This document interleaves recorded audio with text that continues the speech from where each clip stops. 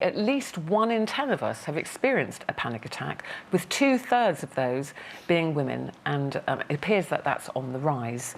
So panic attacks, does that surprise you? I know you get a lot of in your post bag. Have you ever experienced it? Anybody in your family? Well, Linda actually suffers with panic attacks ever since her husband died, and then with her cancer treatment and all that, one of the side effects of everything she had was panic attacks.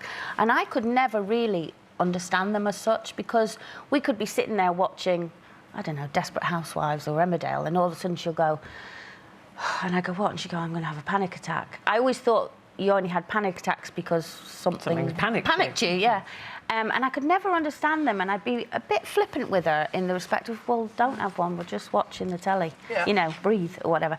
And then I had my first one ever when I had an accident where my finger was crushed by a horse, and I had my first ever panic attack, and it was the scariest, most awful 2 or 3 minutes that I've ever had in my life, where I honestly thought I'm going to die and nobody's taking me seriously.